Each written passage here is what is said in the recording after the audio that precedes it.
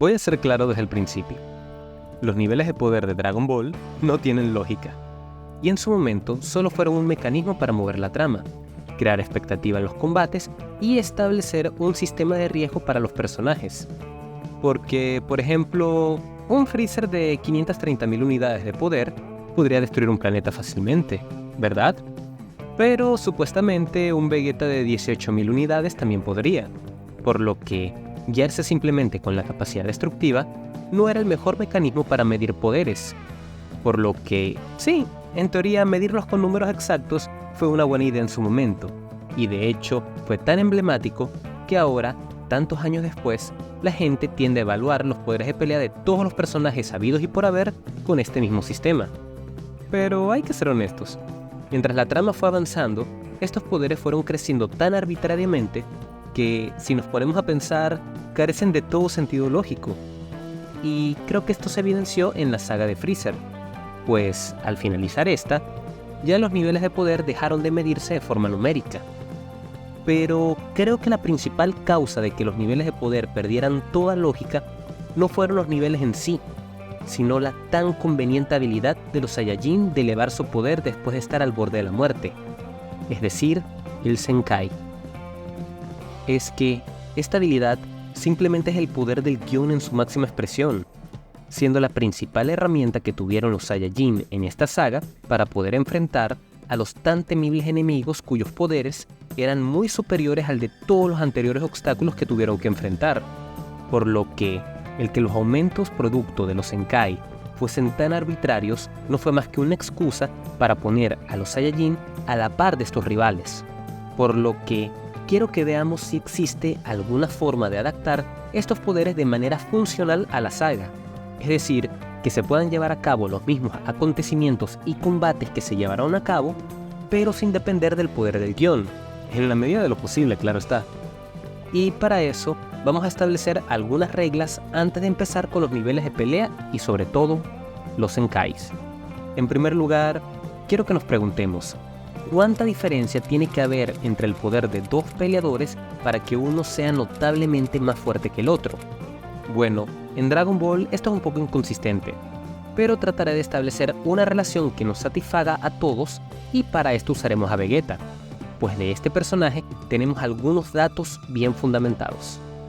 Vegeta al inicio de la saga Saiyajin contaba con un poder de 18.000 unidades, poniéndolo a la par, supuestamente con Kui, y siendo notablemente inferior a Dodoria y Zarbon, teniendo estos un valor de poder entre 21.000 y 23.000 unidades. Pero después de su batalla en la Tierra, Vegeta obtuvo un Zenkai que le permitió elevar su poder hasta las 24.000 unidades. Es decir, Vegeta elevó su poder un tercio de su poder base previo, o un 33.3%, por lo que podríamos teorizar que un Zenkai ordinario eleva el poder de un Saiyajin en un rango cercano a esta cantidad,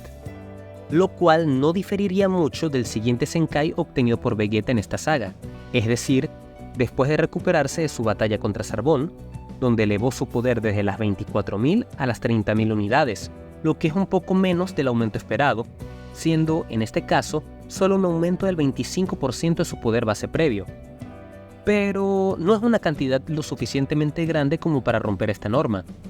por lo que, con estos dos aumentos de poder siendo relativamente consistentes entre sí, lo ideal para este video sería considerar que un Zenkai en promedio aumenta el poder de un Saiyajin en un tercio de su poder de batalla base previo, o un 33.33%. Tomando un 8.33% de variación aceptable para esta regla, podríamos decir que un Zenkai entonces debería aumentar el poder entre 25 y 42% respecto al poder de pelea base previo. Y sí, ya sé que me pasé con la matemática. Ahora, retomando la comparación del poder de Vegeta con respecto a Kui, Dodoria y Zarbon, podemos evidenciar algunas cosas en sus combates. El poder de pelea de 24.000 unidades de Vegeta es suficiente como para humillar a Kui sin ningún esfuerzo, quien supuestamente tiene un poder similar al de Vegeta en la saga anterior, es decir, 18.000, por lo que podemos ver que un tercio de diferencia entre el poder de dos contrincantes es suficiente como para darle una ventaja abrazadora al que tenga el poder de pelea superior. En el combate contra Dodoria, podemos ver que Vegeta domina a este último, a pesar de que tienen un nivel de poder mucho más cercano. Si posicionamos a Dodoria con un poder de 21.000 unidades respecto a las 24.000 de Vegeta, vemos que la diferencia es cercana al 10%, lo que ya es suficiente para mostrar una clara ventaja. Pero si observamos la escena con detenimiento, vemos que Vegeta se ve tenso mientras domina a Dodoria. Por lo que, si bien la ventaja es evidente, creo que no es tanta como para que este se confíe tanto como lo hizo con Cui. Además, como vemos, Vegeta liquidó a Dodoria con un ataque cargado, así que, para este análisis, diremos que elevó un poco más su poder para liquidar al gordo asqueroso, y tomaremos un 10% de diferencia de poder como un valor lo suficientemente alto como para dominar a un rival solo por la fuerza física, pero no lo suficiente como para confiarse demasiado. Es decir, si Vegeta se hubiese descuidado, posiblemente hubiese tenido alguna dificultad contra su enemigo. Evidencia de esto podemos verlo en la saga de Saiyajin, cuando Gohan, enojado después de la muerte de Piccolo, desata un poderoso Masenko contra Nappa, quien logra desviar el ataque, pero declarando que su brazo se había entumecido. El poder de Nappa supuestamente se encontraba entre las 4.000 y las 7.000 unidades, mientras que el ataque de Gohan estaba en el rango de las 2.800, es decir, un ataque 30% inferior al poder base de Nappa fue suficiente como para causarle algo de daño, por lo que imaginen un ataque con esta diferencia, pero hecho por sorpresa. Tal vez no sea suficiente fuerte como para matar al enemigo de un ataque, pero sí para dejarlo con un daño considerable, por lo que, manteniendo esta lógica, consideraremos que una diferencia de 30% de poder de pelea en fuerza bruta es una diferencia abismal de fuerza. Sin embargo, si un ataque de 30% menor que tu poder base logra conectarte, el daño que sufrirías sería considerable. Ahora, si observamos la pelea entre Vegeta y Zarbón, podemos ver que el primero domina hasta que el segundo se transforma, elevando su nivel de pelea considerablemente. ¿Hasta qué nivel? Podríamos preguntarnos. Bueno, es difícil decirlo sin mirar alguna guía de dudosa veracidad, pero tomemos en cuenta el poder de Vegeta previo a su enfrentamiento con Recoome. Aquí, sabemos que el nivel de Vegeta rondaba las 30.000 unidades, y este es el mismo poder con el que eliminó a Zarbón después de recibir su segundo Zenkai, por lo que deducimos que el poder de Zarbón tiene que estar debajo de esta cifra. Ahora la pregunta es, ¿qué tan debajo? Bueno, si analizamos el combate, podemos ver que Vegeta, si bien es superior a Zarbón, no lo es por un margen demasiado grande. De hecho, como podemos apreciar en su combate, Vegeta lo domina utilizando mucha técnica, esquivando sus ataques, tirándole tierra a los ojos, aprovechando los descuidos de su enemigo. No lo humilla como a Dodoria o Cui, sino que espera el momento adecuado para darle el golpe de gracia, por lo que podemos intuir que la diferencia entre ambos debe ser menor a la del 10%, por lo que si consideramos un 7 u 8% de diferencia entre ambos, veremos que el poder de Zarbón debería estar cerca de las 28.000 unidades, lo que hace que esta pelea sea muy lógica según las reglas que hemos establecido. Repasando todo lo antes mencionado, podemos decir que los Zenkai dan un aproximado de 1/3 de aumento de poder respecto al poder base previo de un Saiyajin. Una diferencia de 10% de poder entre dos oponentes es suficiente para denotar una diferencia apreciable entre sus poderes, pero no lo suficiente como para confiarse demasiado. Un ataque de 30% menor que el poder base de su objetivo es capaz de causarle un daño considerable, sobre todo si lo toma desprevenido. Y las técnicas y las tácticas pueden hacer que estas diferencias se hagan más marcadas. Con todo esto en mente, creo que podemos hacernos una idea de los poderes de pelea que deberían tener los personajes para que sus acciones en la serie sean lo más realistas a un escenario donde aplique la lógica que hemos establecido en los 4 puntos anteriores. Por lo que, repasemos los niveles de poder. Al inicio de la saga, podemos ver que Krillin y Gohan tienen cada uno un poder aproximado de 1500 unidades, lo que está muy bien. Me atrevería a decir que Krillin podría vencer a Gohan en este punto, pues este cuenta con más técnicas y tácticas que el Saiyajin, aunque este último también cuenta con sus arranques de ira que le permitirían elevar su poder notablemente. Como vemos, estos derrotan a 2 soldados de Freezer de manera muy fácil, por lo que podemos deducir que estos deben tener un poder de por lo menos un 15% menor que este par, lo que los convierte en soldados de bajo nivel, es decir, menos que el nivel de Raditz o incluso un Saibaman.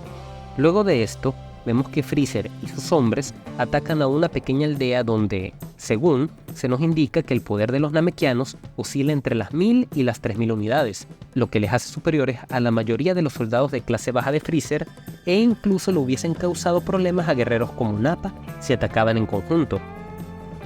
Zarbon y Dodoria, como ya hemos mencionado, tienen un poder de pelea superior a 18.000 e inferior a 24.000,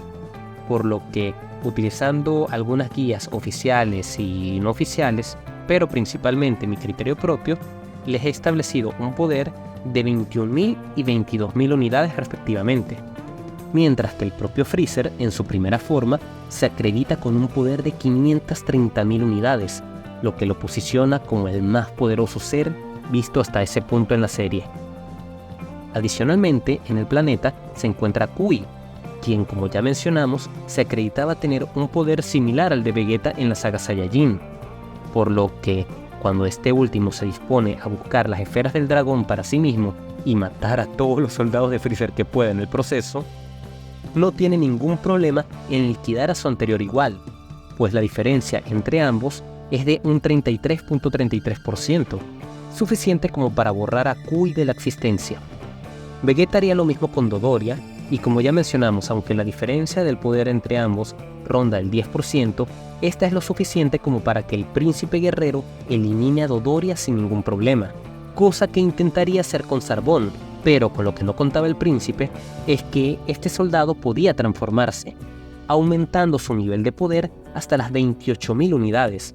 lo que corresponde a un casi 15% de diferencia de poder entre ambos, lo que le da el dominio absoluto del combate a Zarbon, quien deja a Vegeta al borde de la muerte. Mientras tanto, Krillin se dirige con el Gran Patriarca, quien le entrega su esfera del dragón y al mismo tiempo despierta su potencial oculto, elevando su poder hasta las 14.000 unidades, siendo este poder aún inferior al de Dodoria, Zarbon, Vegeta y Kui. Y hablando de Vegeta,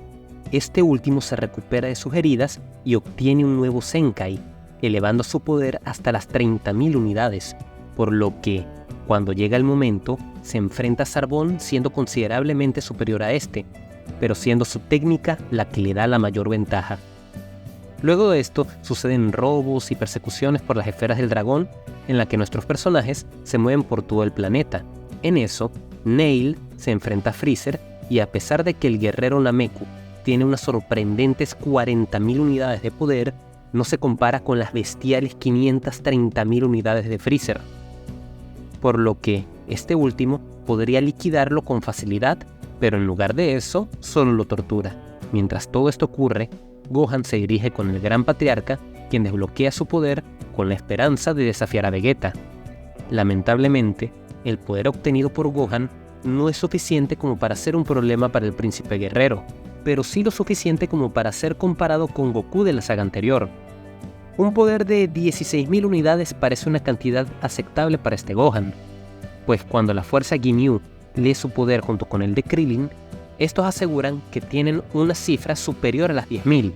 por lo que asignarle una suma muy cercana a 20.000 sería exagerar. Y hablando de la fuerza Ginyu,